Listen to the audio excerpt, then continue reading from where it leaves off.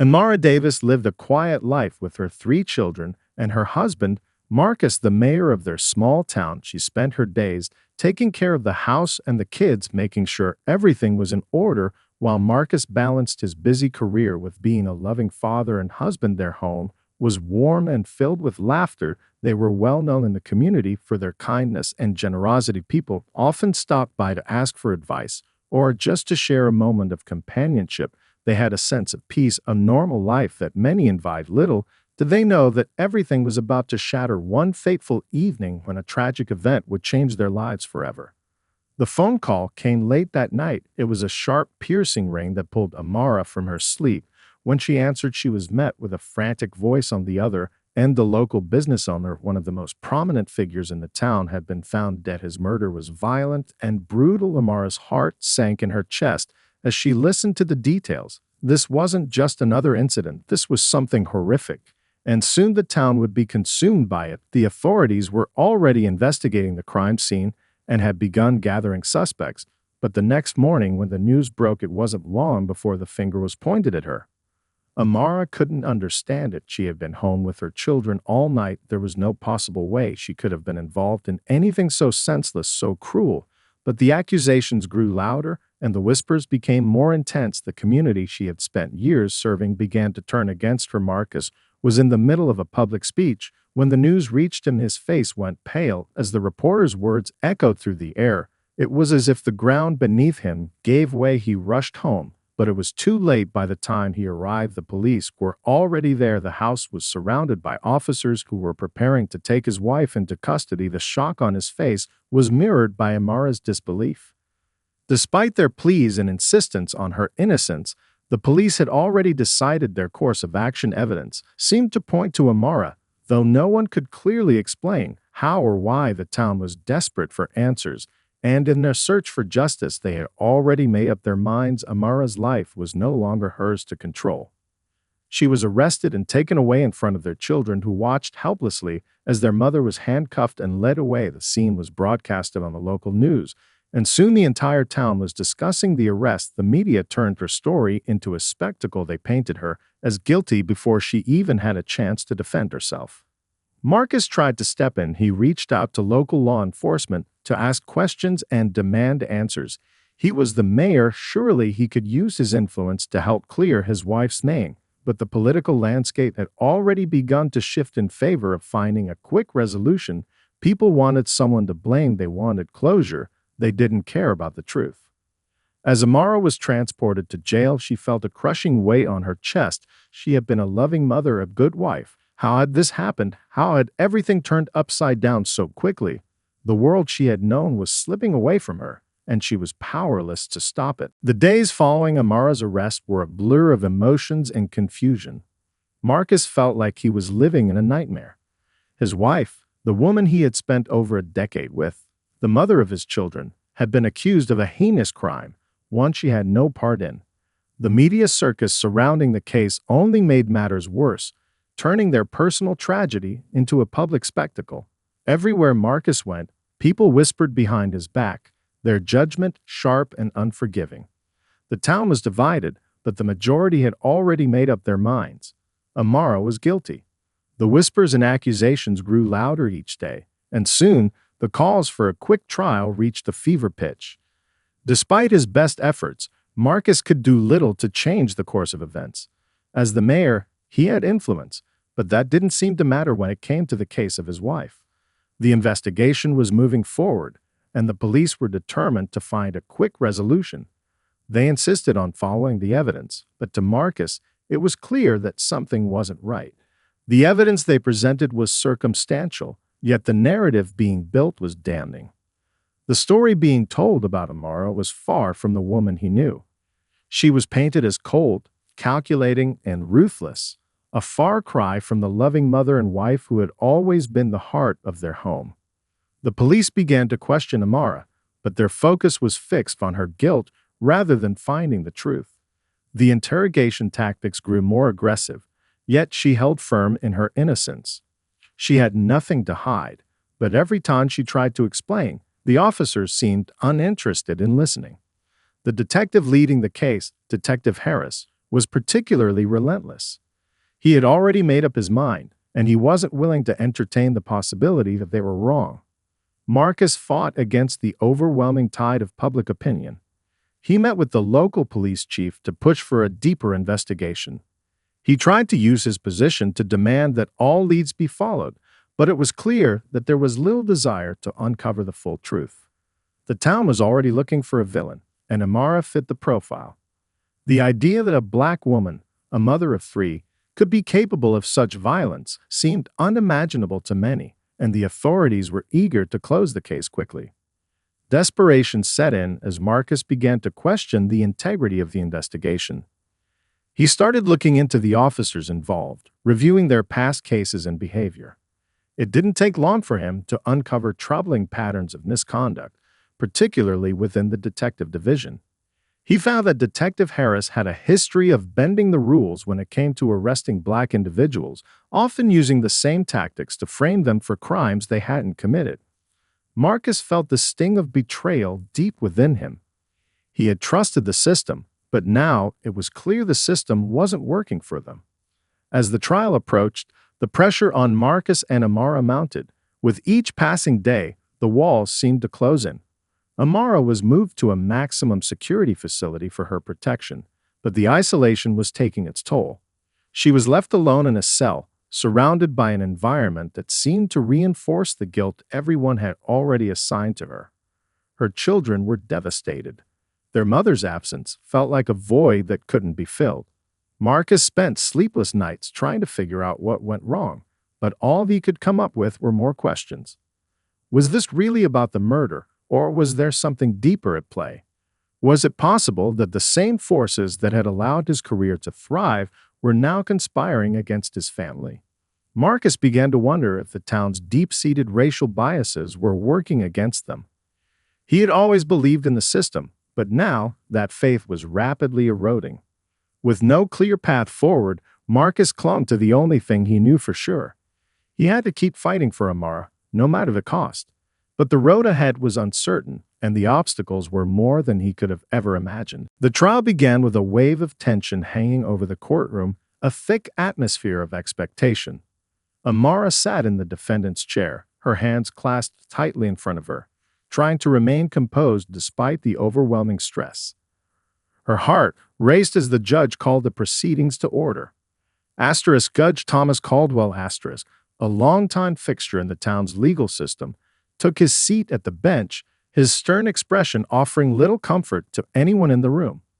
The case had already captured the public's attention, with media outlets broadcasting every detail.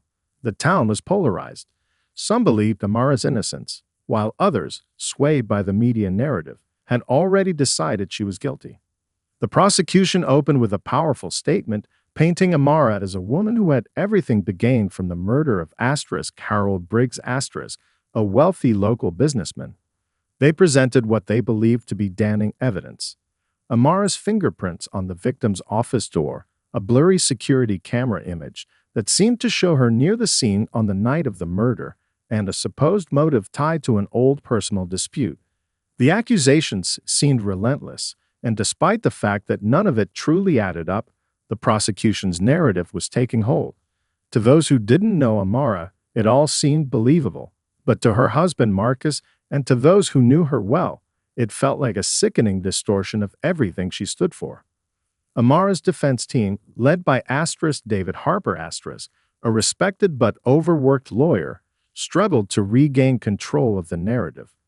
David had worked tirelessly to prepare for the trial, but even he could see that the tide was turning against them. The defense's counterarguments were met with skepticism. They attempted to prove that the fingerprint on the door was a mistake. Amara had visited Briggs's office months before, and the image from the security camera was too unclear to identify her conclusively. Yet, despite their best efforts, it felt like every piece of evidence presented only further entrenched the public's belief that Amara was guilty. The stress of the trial was visibly affecting Amara. She had always been strong, a pillar for her family, but now she felt the weight of the world bearing down on her. Sitting in that courtroom, hearing the accusations thrown at her, was like being trapped in a nightmare she couldn't wake up from. She had no way of proving her innocence other than her own word, and it felt like no one was listening. As she watched the prosecution tear apart her character, she began to wonder how long they could keep up the fight. Would the truth even matter in a town so desperate for closure? Marcus, sitting in the audience each day, watched his wife suffer. He could see the toll the trial was taking on her, and it broke his heart. He'd always been there to protect her, but now it seemed like the system was failing them both. He had seen enough of the town's political games to know that there were forces at play behind the scenes, but the trial was no place for politics. It was supposed to be about truth and justice. Yet it seemed as though the truth was being drowned out by the noise. Behind closed doors, Marcus reached out to anyone he thought could help. He met with Evelyn Parker, a former district attorney with knowledge of the town's judicial system, hoping she might offer insights into how to navigate the case. Evelyn listened quietly, and then, without hesitation, told Marcus that the system had already made up its mind about Amara. She said the town's leaders, including some of the police officers involved in the investigation, were eager to get the case over with quickly, with little regard for justice. The corruption, Evelyn explained, ran deep. The trial continued for weeks, each day adding more weight to Marcus's sense of helplessness. The court seemed to be turning a blind eye to Amara's innocence. The more they fought, the more it felt like they were fighting against the very system that was supposed to protect them. As the days passed, it became clear that the battle was about more than just Amara's freedom. It was about uncovering the truth hidden beneath layers of corruption and prejudice. But as the case dragged on, Marcus had to ask himself, would they ever get the chance to uncover it? The weight of the trial hung heavily over Marcus every day. As mayor, he had spent years earning the trust of the community, fighting for progress and working to make their small town a better place. But now it felt like everything he had worked for was slipping through his fingers. His wife, Amara, was in a nightmare of her own making, unjustly accused and facing a future that seemed darker with each passing day. Marcus was determined to do whatever it took to clear her name, but the more he tried, the more it seemed like the system was closing in on them both. Behind the scenes, Marcus had been quietly trying to use his political influence to help Amara, but the deeper he dug, the more he realized how deeply entrenched the corruption was. He reached out to local law enforcement, hoping to find someone willing to speak the truth, but everyone seemed to be avoiding him. Even the ones who once called him a friend were now distant and evasive. The very same officers he had trusted for years were now part of a system that had already decided Amara's guilt. One night, after a particularly grueling day in court, Marcus met with Detective Linda Hayes, a former colleague who had worked with him on community projects over the years. She had always been reliable and had a strong sense of justice. But when he met her in private, he saw the worry in her eyes. She had come to him with a warning. Something wasn't right with the investigation. There had been whispers among the department, and it seemed that certain officers were pushing a narrative, deliberately overlooking critical evidence that could exonerate Amara. Marcus's heart sank as Linda told him what she knew. She couldn't go public with the information. Too many people were involved, but she gave Marcus a lead.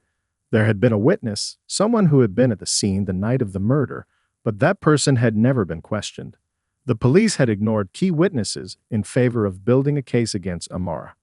Even more troubling, Linda revealed that there were rumors that the murder may have been part of a larger conspiracy, something far beyond the confines of Amara's case. Desperate to follow the lead, Marcus began digging deeper into the witness's background. Late nights became routine as he reviewed records and made discreet inquiries. Eventually, he found the witness, a man named Jason Walker, a low-level employee at Briggs Company who had been in the area on the night of the murder. According to Jason's account, he had seen someone leaving the scene, but it wasn't Amara. The person had been someone much closer to the victim, someone with a motive that went beyond anything Amara could have had. Jason's statement could prove crucial, but Marcus needed to get to him before the police did. But the closer Marcus got to the truth, the more dangerous things became. He learned that Jason had gone into hiding after receiving threats from unknown sources. Someone didn't want him to talk. The fear in Marcus's gut grew. This wasn't just about his wife anymore. This was about exposing a system that had been rigged from the beginning. While Marcus continued to chase this lead, Amara sat in her cell, trapped in the never-ending limbo of waiting. Her trial had become a spectacle, a community divided by the question of her guilt or innocence. Each day that passed felt like an eternity. She clung to the hope that Marcus would find a way to free her, but the uncertainty of it all gnawed at her. How long could she hold on? How much longer could she endure the pressure, the isolation, the constant reminder that she was still, in the eyes of many, a murderer? Marcus knew time was running out. The trial was nearing its conclusion, and if he didn't act quickly, they would lose everything. But every new discovery seemed to reveal even deeper layers of the conspiracy, and Marcus had to decide just how far he was willing to go to save his wife. If he exposed the corruption, would he be able to protect the people he loved, or would the entire town collapse under the weight of the truth? The stakes had never been higher, and Marcus was running out of options. The courtroom was suffocating. The trial had entered its final phase, and Amara sat silently at the defense table, her hands trembling as the weight of the moment pressed down on her. Marcus, sitting in the gallery, could feel the tension in the air. The end of the trial was near, but there was no resolution in sight. He had fought tirelessly, uncovering what he believed to be the truth, but it felt like everything was slipping out of his grasp. The prosecution, relentless and confident, had painted a compelling case against Amara, while her defense team struggled to counter the onslaught of evidence that seemed to turn the tide against them. The prosecution's final arguments were powerful and damning. They reiterated all the supposed evidence they had, from Amara's fingerprints at the scene to the damning security footage that seemed to show her near the building on the night of the murder. The prosecution argued that Amara had a clear motive, a financial dispute between her and the victim, Harold Briggs, and that she had acted in cold blood. The courtroom was filled with murmurs of agreement. The media once again seized on the narrative, amplifying the case with their own spin. Amara was painted as a woman scorned, someone who had everything to gain from the murder of a wealthy, influential man. Amara's defense team, led by David Harper, struggled to make a convincing argument. Despite all the evidence Marcus had uncovered, despite the testimony from Jason Walker, who had witnessed someone else at the scene, they couldn't seem to get their message across. The judge, Judge Caldwell, who had seemed impartial at the start, now appeared more distant, almost uninterested in the truth. He repeatedly rejected key pieces of evidence, including Jason Walker's testimony, and showed little patience for David's cross-examinations. It was as if the judge had already made up his mind. Marcus's frustration reached a boiling point. As the closing statements began, he knew they had one last chance to make their case. He had spent sleepless nights following leads and uncovering secrets, only to watch the court ignore everything that mattered. The entire town had already decided Amara's fate, and the weight of that reality felt almost unbearable. His heart ached as he watched Amara, her face drawn and weary, as she sat there, silent and trapped in a system that seemed determined to convict her, no matter what the truth was. Then, in a moment of desperation, Marcus did something he hadn't done before. He addressed the courtroom. Without warning, he stood up and, against the advice of his own lawyers, made his way to the front. His voice was calm but filled with emotion as he spoke directly to Judge Caldwell, to the jurors, and to everyone who had been watching the trial unfold. "I know this is hard to believe," he began, his voice steady but strained. "I know that the evidence looks convincing, and I know the town wants an answer. But I asked you to look beyond the headlines, beyond the rumors, and see the truth. My wife is innocent. She has been nothing but loving, dedicated, and caring. She didn't murder anyone. There is someone else, someone who had a reason to kill Harold Briggs. We have evidence, we have witnesses, but it's being ignored because it doesn't fit the story you've already decided to tell." The room fell silent as Marcus spoke, his words reverberating in the air. For the first time in the trial, the tension seemed to shift. Some of the jurors shifted uncomfortably in their seats, and a few even looked down, avoiding his gaze. But it was too late. The damage had been done. Amara's fate was sealed with the gavel's heavy blow. Judge Caldwell, having heard enough, sentenced her to life in prison. The words echoed through the courtroom like a death sentence, not just for Amara, but for Marcus, for their family, and for everything they had once believed in. As Amara was led away in handcuffs, Marcus's heart broke. He had failed. He had done everything in his power to save her, to expose the truth, but the system had crushed them both. He knew he couldn't give up. He wouldn't give up. But as the doors of the courtroom closed behind her, he realized just how much more he would have to sacrifice to uncover the truth and bring justice to his wife. The battle wasn't over. It was only just beginning. The days following Amara's sentencing felt like an endless, suffocating darkness. Marcus couldn't escape the crushing weight of failure that pressed on his chest. His wife was behind bars, unjustly imprisoned, and the town that had once celebrated their family now seemed to cast them aside, viewing them through a lens of suspicion and disdain. It was hard for Marcus to hold on to the belief that justice would eventually prevail. Every day was a reminder of how deeply the corruption ran and how little the system cared about truth. But Marcus wasn't ready to give up. He couldn't. He spent countless hours in his office, poring over documents, evidence, and old case files, trying to find a crack in the system, something he could use to overturn Amara's conviction. The case was complicated, entangled in a web of lies, but Marcus knew he couldn't stop. He could still feel the pulse of justice beating inside him, and he clung to that sense of purpose like a lifeline. Then a breakthrough came in the form of a phone call that sent shockwaves through Marcus's entire body.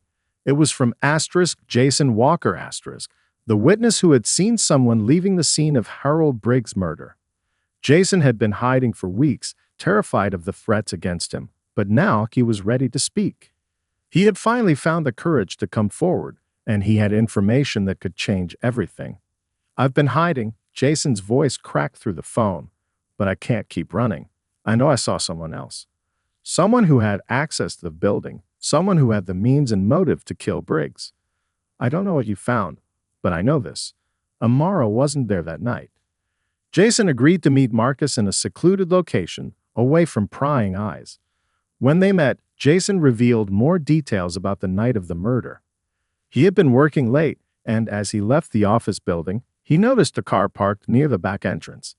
He didn't think much of it at the time, but he later realized that the car belonged to Victor Hardy, one of Harold Briggs' closest business partners. Jason hadn't realized it at the time, but Hardy had been involved in several questionable financial deals with Briggs, deals that, if exposed, would ruin Hardy's reputation and wealth. Jason explained that Hardy had been a frequent visitor to Briggs' office in the days leading up to the murder, and that the two had been involved in a heated argument just a day before Briggs was killed. Jason believed that Hardy had the motive and the opportunity to murder Briggs. He also claimed that he had seen Hardy leaving the scene that night, but hadn't reported it out of fear. Hardy had a reputation for being ruthless, and Jason had known what would happen if he spoke up. But now the weight of guilt had pushed him to come forward.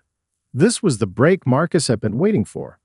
Jason's testimony, combined with the evidence he had already uncovered, could finally expose the truth. But Marcus knew it wouldn't be easy. Hardy had connections, powerful ones, and he wouldn't go down without a fight. Marcus couldn't rely on the local police to help. Many of them were either complicit in the cover-up or too afraid to act. It was going to take everything he had to bring Hardy to justice, but Marcus was prepared to go any length to free his wife. With Jason's statement in hand, Marcus began assembling a team of trusted allies, including Evelyn Parker, the former district attorney who had warned him about the corruption. Together, they started building a case against Hardy, quietly collecting the evidence they needed to confront him. Marcus knew that if he was going to get Amara released, he would have to expose the dark underbelly of the town's elite, and that meant risking everything. The clock was ticking. The longer Amara remained in prison, the harder it would be to prove her innocence. The stakes were higher than ever, but Marcus was more determined than ever. His wife, his family, and the truth depended on it. And as the investigation grew deeper, Marcus realized just how far he was willing to go to bring justice to the woman he loved. But even he couldn't predict how the fight would unfold, or the sacrifices that would come along with it. The battle had only just begun. The night air was thick with tension as Marcus sat at his desk, the glow of his desk lamp casting long shadows over the mountain of papers strewn before him. The pieces of the puzzle were finally starting to fit together, but the path ahead was far from clear. As the days passed, his investigation into Victor Hardy's involvement in Harold Briggs' murder grew more promising. Jason Walker's testimony was key, but Marcus knew that proving Hardy's guilt wouldn't be easy. Hardy was a powerful man, and he had connections that reached deep into the town's political and law enforcement circles. It wasn't just about uncovering the truth anymore, it was about surviving long enough to see justice done. Marcus had already set up secret meetings with Evelyn Parker, who had been a crucial ally in helping him navigate the murky waters of local politics. They worked tirelessly, carefully gathering the evidence they needed to expose Hardy, knowing full well that any misstep could jeopardize everything. The stakes had never been higher. Amara's fate rested in their hands, and they were running out of time. As they delved deeper into Hardy's dealings, they discovered a trail of corruption that went far beyond the murder itself. Victor Hardy had been involved in illegal financial schemes with Harold Briggs, including money laundering and fraudulent business ventures. The two men had been embroiled in a bitter dispute over a high-stakes land deal, one that would have made Hardy a fortune. But Briggs had been ready to expose the scheme, threatening to destroy Hardy's empire. It was becoming clearer with each passing day. Hardy had a strong motive to kill Briggs and silence him before the truth came out. With this new information in hand, Marcus knew he had to act fast. He couldn't wait for the justice system to work at its slow pace. The longer Amara remained in prison, the more likely it was that the authorities would simply sweep the entire case under the rug. He needed to expose Hardy publicly, force the town to confront the truth. But doing so would come with its own risks. Hardy wasn't a man who would take such a challenge lying down. Marcus had seen the way Hardy manipulated people, using his wealth and influence to intimidate anyone who crossed him. If he made one wrong move, he and his allies could become targets. The breaking point came when Marcus received a phone call late one evening.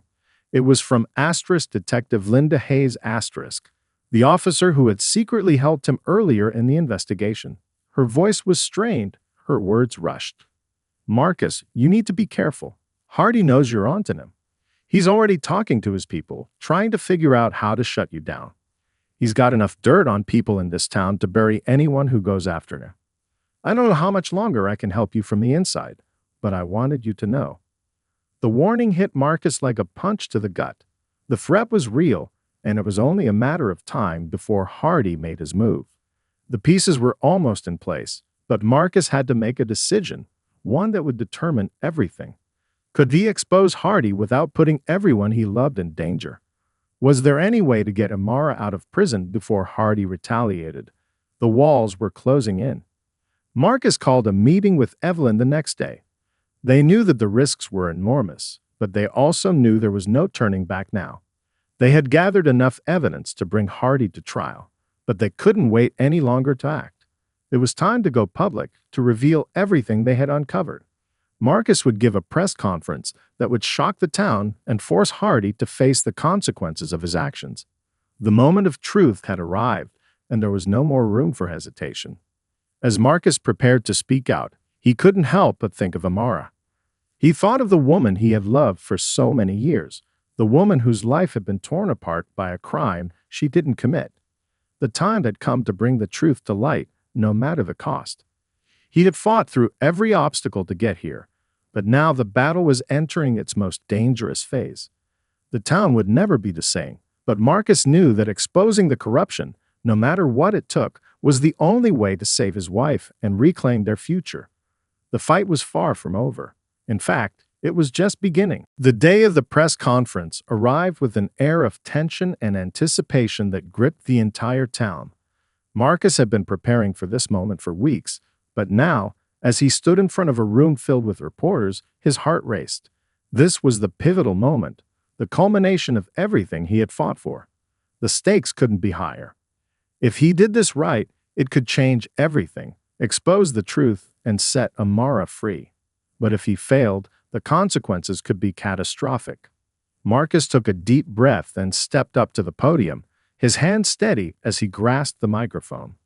The room fell silent, reporters holding their breath, cameras flashing, all eyes on him. He knew what he was about to do would send shockwaves through the community. This wasn't just about clearing Amara's name. This was about unraveling a web of lies, corruption, and deceit that had plagued the town for far too long. "I'm here today," Marcus began, his voice clear and unwavering, "to speak the truth. My wife, Amara, is innocent. She did not kill Harold Briggs. The evidence you've been told, everything that's been spun against her, is a lie. It's part of a cover-up designed to protect the real murderer." Gasps filled the room. The reporters exchanged looks of disbelief, but Marcus didn't stop. He had come this far, and now he would expose everything. "For weeks now," he continued, "I've been investigating the truth. I've uncovered documents, witnesses, and testimonies that were intentionally ignored. This wasn't about Amara's guilt. It was about silencing Harold Briggs before he could expose the criminal activities of Victor Hardy. Hardy, a business partner of Briggs, had a motive. Briggs had discovered illegal financial schemes, fraud, and money laundering. Briggs had planned to expose him, and when he did, Hardy murdered him to protect his wealth and reputation. The room buzzed with shock as the reporters processed his words. Some of them had followed the trial. Some had only heard snippets of the case, but none had been prepared for this. Marcus's voice grew stronger as he detailed the evidence they had gathered. Jason Walker's testimony, the financial documents linking Hardy to Briggs, and the connections Marcus had traced back to the heart of the town's corruption. "I know that what I'm saying sounds impossible," Marcus said, pausing for effect, "but I have proof. I have the testimony of Jason Walker, a man who saw Hardy at the scene of the murder the night Briggs died. I have evidence that shows Hardy's financial dealings with Briggs and his motive to silence him. All of this has been hidden, manipulated, and covered up for far too long. My wife was never the target, and she has been wrongly convicted for a crime she did not commit." The reporters were no longer passive spectators. Questions began flying at him from every direction, the room suddenly alive with urgency. Marcus answered them as best he could, providing evidence and explaining the intricate web of lies that had kept the town in the dark. He spoke of the pressure he had faced, the threats he had received, and the corrupt forces he had been up against. But through it all, he remained calm, his determination unwavering. The press conference didn't just make waves, it created a tsunami. News outlets across the state picked up the story, and suddenly, people who had once condemned Amara began to question the validity of her conviction. Investigations were launched into the corruption within the local police force and the town's political structure. As the truth began to surface, the public outcry grew louder. But the fight wasn't over. Hardy, desperate to maintain his power, quickly tried to silence Marcus. He used every dirty trick in the book, bribing witnesses, threatening those who dared to speak out, and using his influence to control the media narrative. But Marcus was no longer alone. Evelyn Parker, Detective Linda Hayes, and even some members of the town council who had once been too afraid to act came forward, offering their support. Within days, the district attorney's office was forced to reopen Amara's case. The evidence of her innocence was too strong to ignore. As new investigations took shape, it became clear that Hardy's grip on the town was beginning to slip. Marcus never stopped fighting for Amara. He stood by her side through every twist and turn of the legal battle, his resolve strengthening with each passing day. Slowly but surely, the walls of injustice began to crumble. And finally, after what felt like an eternity, the moment came when Amara was free from prison. The courtroom where Amara had once been sentenced to life in prison was now filled with a different kind of energy, a sense of vindication. As Amara stood before the judge, the weight of the past few months seemed to lift. She was free, and the truth had won. As Marcus embraced his wife, he knew that their fight wasn't just about their own story. It was about exposing the flaws in a broken system, a system that had tried to bury the truth. Together, they had fought for justice, and in the end, It was their love and perseverance that had triumphed over the darkness. The road ahead would be hard, but they had each other, and that was all they needed.